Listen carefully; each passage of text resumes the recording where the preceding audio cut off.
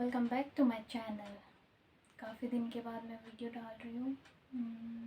उसके पीछे का कोई ख़ास रीज़न नहीं है, बस मैं बीमार थी, इस वजह से मैं वीडियोस अपलोड नहीं कर पाई और मेरे एग्ज़ाम्स चल रहे थे। तो आज से मैंने एक सीरीज़ स्टार्ट करी है, जैसे कि आपने थंबनेल में देख लिया होगा, लर्न विथ माई एक्सपीरियंसेस। तो बेसिकली जो भी मेरे साथ हुआ, सही गलत, जो मैंने एक्सपीरियंस किया, तो मैं चाहती हूँ आपके साथ शेयर करूँ, तो आप उससे कुछ सीखिए और जो गलती मैंने करी वो गलती आप ना करें। तो पहले ही सीरीज़, पहला एपिसोड जिसमें मैं आपको बताऊंगी स्कैम के बारे में। स्कैम बेसिकली यहाँ है कोचिंग से रिलेटेड। तो ये बात है अप्रैल 2025, जब मैंने और मेरी फ्रेंड ने डिसाइड किया कि हम एक कोचिंग ज्वाइन करेंगे। तो हमने काफ़ी सर्च किया। तो एज़ यू बेसिकली नो कि मैं राजस्थान में रहती हूँ, तो यहाँ इंग्लिश मीडियम की टीचिंग में कोचिंग ढूंढना थोड़ा डिफ़िकल्ट था। तो हम दिल्ली का सोचे। I know very far, but yes we go to Delhi. And हम दिल्ली जाने के बाद भी हमें ऐसे नहीं कि ईज़िली कोचिंग मिल गया, हमने काफ़ी ढूंढा, कहीं सब्जेक्ट नहीं मिल पा रहा था। मेरी फ्रेंड का एसएसटी था, मेरा इंग्लिश था, तो कभी सब्जेक्ट में बैरियर आ रहा था, नहीं मिल रही थी। फिर कभी किसी टीचर्स का समझ नहीं आ रहा था। कुछ काफ़ी फेमस कोचिंग्स भी देखे जिसमें कुछ कोचिंग्स हाइब्रिड चल रही थी। Hybrid in the sense general paper वो ऑफलाइन करवा रहे थे एंड जो सब्जेक्ट पेपर है वो ऑनलाइन। तो मुझे ऐसा कुछ सीन नहीं चाहिए था, मुझे दोनों ऑफलाइन चाहिए थे। तो फाइनली काफ़ी ढूंढने के बाद हमें एक कोचिंग मिली। ऑब्वियसली मैं उसका नाम तो नहीं लूँगी। तो हमने कोचिंग ज्वाइन कर लिया। ठीक अफोर्डेबल कोचिंग थी, डिस्काउंट भी मिल गया था अच्छा खासा। फिर हम कोचिंग गए हमारा। और ये बात है जब KVS की वैकेंसी नहीं आई थी, अप्रैल 18, और मैं और मेरी फ्रेंड KVS की प्रिपरेशन के लिए बेसिकली गए थे KVS की। तो फिर क्या हुआ, हमारी क्लासेस चल रही थी, क्लासेस काफ़ी अच्छी चली, जैसे कि general English, general Hindi, maths, reasoning, current affairs, ये सब मतलब बेसिकली सब्जेक्ट। सबसे मेजर पोर्शन होता है अपना साइकोलॉजी, जो कि 40 मार्क्स की थी प्रीवियस सिलेबस में। जो प्रीवियस जो पीछे पेपर होता था उसमें 40 की साइकोलॉजी आती थी, और अपना 18 मार्क्स का या 100 मार्क्स का सब्जेक्ट का था। तो सब्जेक्ट की क्लास भी सही बढ़िया चल रही थी। तो बेसिकली उन्होंने हमें प्रॉमिस किया, कोचिंग वाले ने, डायरेक्टर ने, कि आपकी कोचिंग 6 मंथ की होती है बेसिकली, लेकिन अगर आपकी एग्ज़ाम्स नहीं आती तो टिल आपकी एग्ज़ाम आएगी आप तब तक कंटिन्यू कर सकते हैं, आपसे कोई एक्स्ट्रा चार्जेस नहीं लिया जाएगा। फिर हम पढ़ रहे थे सब। टीचर्स भी बहुत बढ़िया थे, नो डाउट। मैं कोचिंग के बारे में कुछ बोलूँ ना बोलो, टीचर्स टॉप नॉच, काफ़ी अच्छे थे। इंग्लिश के बोलो चाहे हिंदी के बोलो, काफ़ी स्मूथ चल रहा था। फिर हमने भी ऐसा कुछ अप्रोच नहीं किया, लेकिन आफ्टर 3 और 4 मंथ हमने रियलाइज़ किया कि हमारे सिलेबस में साइकोलॉजी भी है, जो कि ये नहीं करवा रही। तो हमने जाके उनसे अपनी बात रखी कि सर हमारा साइकोलॉजी का भी अच्छा खासा पोर्शन है, 40 मार्क्स का आएगा, तो आप उसकी क्लासेस भी लगवा दीजिए। देन सर इज़ लाइक, हाँ हाँ बेटे आपकी लगवा दूँगी, ऐसे भी अब तो वैकेंसी नहीं है। ये बात सर की गलत थी, माइंड करके। और ये सर ने पहली बार नहीं बोला कि वैकेंसी नहीं है। आई डोंट थिंक कि किसी भी टीचर को इस चीज़ से फ़र्क पड़ना नहीं चाहिए कि वैकेंसी आ रही नहीं आ रही। उनका काम है पढ़ाना, तो उन्हें पढ़ाना चाहिए। तो ये बोलने के 1 महीने बाद भी हमारी क्लासेस नहीं लगी। हमने फिर अप्रोच किया, फिर उन्होंने नहीं लगाया। कभी ना कभी कुछ ना कुछ बहाना वो मार दिया करते थे कि लगा देंगे, सैटरडे संडे लगाएंगे, क्लासेस फ्री नहीं है। फिर कभी TTS उसका बहाना मार देते कि जैसे कि 3 दिन हमारी जनरल की क्लासेस लगती थी, 3 दिन सब्जेक्ट की क्लासेस, तो बाकी दिन हमारा मिलता नहीं था, और संडे को हमारा टेस्ट होता था। टेस्ट में भी बेसिकली वहाँ पे उस कोचिंग में DSSS के बच्चे, KVS के बच्चे, CUT UG PG के बच्चे और निमसेट, इनके काफ़ी मतलब वेराइटीज़ ऑफ बच्चे साथ बैठ के पढ़ते थे जनरल पेपर। अब जो संडे को जो टेस्ट हुआ करता था ना, वो पर्टिकुलर उस बच्चे के पैटर्न से बिल्कुल नहीं होता था। वो टेस्ट होता था, एक जनरल पेपर आएगा, उसमें 20 की हिंदी, 20 की इंग्लिश, मैथ और reasoning, that basically general portion. तो हमने इस बात को भी रखी कि सर KVS का ये पैटर्न है, क्योंकि KVS में तो 10 की इंग्लिश, 10 की हिंदी, 5 की रीजनिंग, ये सब आ रही है, तो उसका बेसिकली पैटर्न अलग है। तो आप हमें उस टाइप से क्वेश्चंस प्रोवाइड करिए, उस टाइप से हमारा टेस्ट लीजिए, ताकि हमारी प्रैक्टिस हो, एक्चुअली हमें पता चले कि हमारा स्कोर का है, हम कहाँ स्टैंड करते हैं। इस बात पर एग्री तो वो सब चीज़ में करते थे कि हाँ बेटे हम लगवा देंगे, लेकिन किया उसने किसी में नहीं। बात उन्होंने किसी की नहीं मानी। अब जब सिर के ऊपर से पानी चला गया तो मैंने अपने भाई को बुलाया और उन्हें कोचिंग में लाई। तो उनसे इंसिस्ट किया, उनसे बातें करी। तब वो काफ़ी इतनी जैसे गिरगिट रंग बदलते, उन्होंने रंग बदला और बोला, अरे बेटे मैंने आपको बोला था ना सैटरडे संडे क्लास लगवा देंगे ये वो करके। मतलब उन्होंने भाई को इतना दिलासा दिलवा दिया कि हाँ हम आपकी बच्चियों की, आपकी सिस्टर्स की क्लासेस लगवा देंगे, डोंट वरी। ठीक, हम भी फिर बेफिक्र हो गए। अब हमारी क्लासेस लगती है अगले दिन। वी आर वेरी हैप्पी कि हाँ चलो क्लासेस लग गई, ख़त्म। हमारा कोई पर्सनल दुश्मन तो नहीं है, जैसे हमारा कंसर्न था कि हमारी क्लासेस लग जाए बस। हमें कोई पर्सनल ऐसा दुश्मनी तो है नहीं कि इंस्टीट्यूट से। फिर क्लासेस लगने के बाद भी टीचर भी सही था, थोड़ा बहुत स्लो चल रहा था, बट दैट इज़ ओके कि नहीं चलने से अच्छा है कि बहुत कुछ से अच्छा है कि थोड़ा कुछ तो सही चल रहा था। फिर हार्डली 2 यूनिट हुए होंगे, हार्डली ऐसे 2 यूनिट हुए होंगे।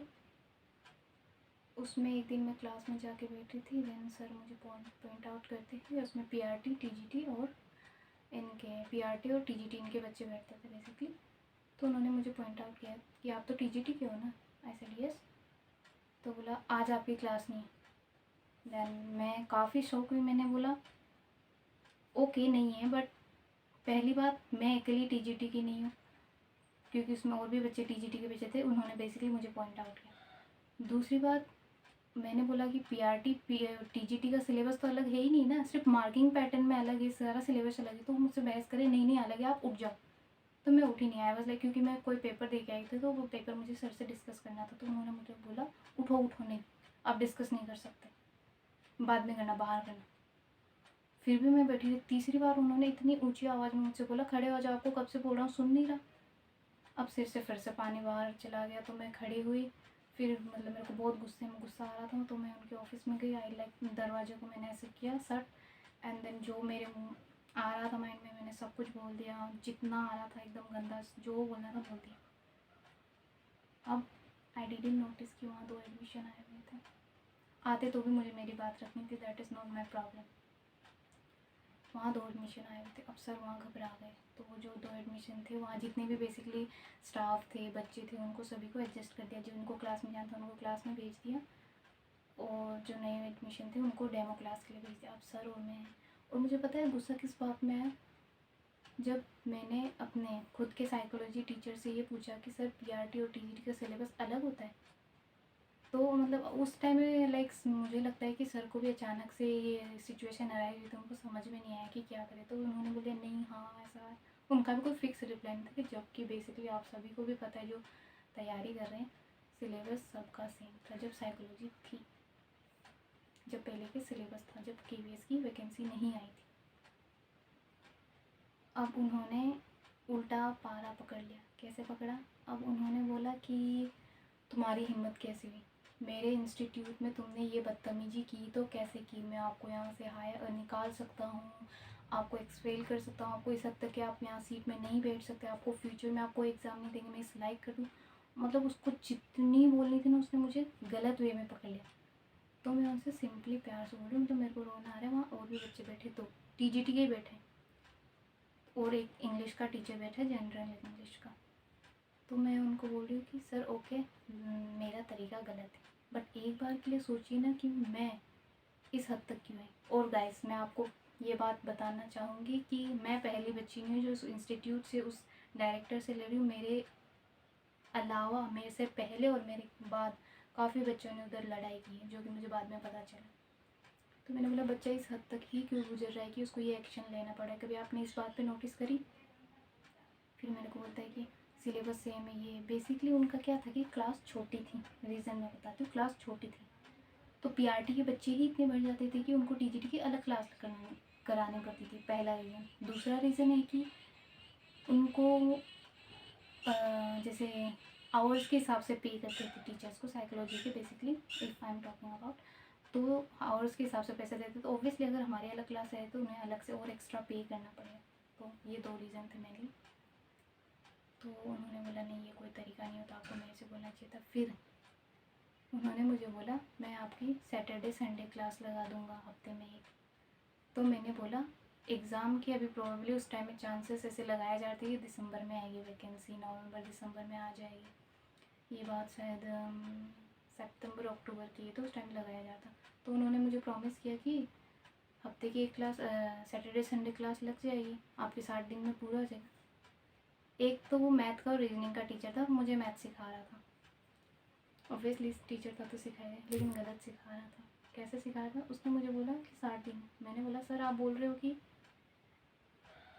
सैटरडे संडे, मतलब एक महीने में 4 संडे या सैटरडे आ रहे, 4, तो 2 महीने में तो 8 हुए। तो बेसिकली आप मुझे 8 दिन में पूरा साइकोलॉजी जो वास्ट सिलेबस है वो पूरा कंप्लीट करा। सबकी थिंकिंग प्रोसेस अलग होता है, कैप्चरिंग पावर अलग होता है। क्या आपकी गारंटी कि आप इसी मतलब 8 दिन में पूरा सिलेबस करवा दोगे? नॉट नेसेसरी कि ना आपका मैथ रीजनिंग ही हार्ड है, बाकी नहीं है। जिसको वो इजी लग रहा है उसको ये इजी ना लगे, सबका अलग अलग होता है।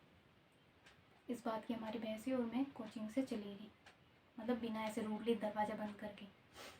अब मैं दूसरे दिन गई तो सारे बच्चे की तो मैं बैठने नहीं दी, मैं गई तो वो वहीं बैठा था, तैयार बैठा था। हेलो, आप लोग यहाँ नहीं बैठो।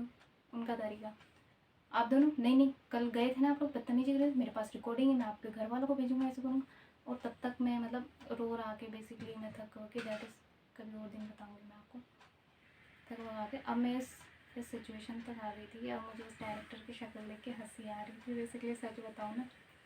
तो फिर क्या हुआ कि उन्होंने बोला कि आपके पेरेंट्स के नंबर दो, मैं आपके पेरेंट्स को भेजूँगी। मैंने भेज दिया ऐसे किसी के नंबर, तो उन्होंने मेरे पेरेंट्स को भेज दिया, बात करी कि आपके बच्चे से कोचिंग में बदतमीजी करी है, आप आए थे, मैंने बोला था कि क्लास लगवा दूँगा, लगवा दिए थे, माने क्यों नहीं। मतलब ये सब थोड़ी देर उन्होंने बात करी, फिर वो बैठे रहे, फिर अलाउ कर दे कि ठीक है जाओ बैठो, मतलब ठीक है। फिर हमारी क्लासेस भी लगी। तो बेसिकली ये वीडियो के थ्रू मैं ये बताना चाहती हूँ, मतलब क्लासेस तो हमारी लग गई ठीक है, लेकिन ना मेरे और मतलब डायरेक्टर और हमारे टीचर में ऐसा कोई जो गुड मॉर्निंग चलता था, बेसिक एक पोलाइट रिलेशन होता है टीचर और स्टूडेंट के बीच, वो नहीं रहा पहली बार। और ये वीडियो बनाने का मेन मोटिव ये है कि मैं आपको अवेयर कर सकूँ कि कभी भी कोई कोचिंग लो तो काफ़ी सोच समझ के लो। और मेरा पर्सनली मानो ना तो कोचिंग लो ही मत, क्योंकि मैं एक बार कोचिंग ले चुकी हूँ, तो मुझे पता है कि यूट्यूब पे या आपके पास और भी काफ़ी सोर्सेस होते हैं कि आप बिना कोचिंग के भी कोई भी आईसेट कोई भी एग्ज़ाम क्रैक कर सकते हो। ये मैं कह रही हूँ पर्सनली। ऑब्वियसली मैंने कोई एग्ज़ाम क्रैक नहीं किया अभी तक, बट यस आपके पास इनफ सोर्स है, आप क्रैक कर सकते हो। कोचिंग में कोई आपको कोई खोल के नहीं पिलाएगा, कोई स्पेशल चीज़ नहीं पिलाएगा। वहाँ एक सिर्फ चीज़ होती है कि आपको गाइडेंस पुश करने वाला एक कोई होता है, एक गाइडेंस मिलेगी और आपको रेडी मटेरियल मिल जाएगा। तो एक तो आप खुद सर्च करके देख रहे हो और एक आपको रेडी वेडी माल मिल रहा है, ऑब्वियसली फ़र्क है। तो जितना तक हो सके उतना तक आप ना खुद सेल्फ स्टडी पे फोकस करिए। Self study is the best way to crack any exam. और ये नॉट ओनली टीचिंग में, ये हर जगह का यही हाल है। और वो सभी बच्चे से ऐसे ही करते थे। और हाँ, फ़ीस लेने के टाइम में उन्होंने इतनी जल्दी करी, जैसे कि फ़ीस देते तो दो दो दो दो। अगर आपको चलो कोचिंग आप ले भी रहे तो आई विल सजेस्ट कि पहले आप डेमो क्लास ले, डेमो क्लास के बाद भी प्लीज़ हाफ फीस पहले सबमिट करिए। 1 महीने एटलीस्ट जाइए, आपको लगता है कि हाँ मैं यहाँ रह सकती हूँ करती हूँ, तभी ज्वाइन करिए। उसके बाद मेरे जितने भी फ्रेंड आए मैंने उन्हें यही सजेस्ट किया कि पूरी फ़ीस मत दो, एक बार बैठो, जैसा मुझे समझ में आ रहा है उस वैसा आपको समझ में आए, ये बिल्कुल ज़रूरी नहीं है। तो एट लास्ट यही था कि कोचिंग के उस पर कहने पे मत आओ कि वो तुम्हें कह रहे कि हम करवा देंगे। एट लास्ट तुम्हें ही करना है। ऑफ कोर्स उनका काफ़ी बड़ा रोल होता है, लेकिन तुम्हें ही करवाना है। और जिस दिन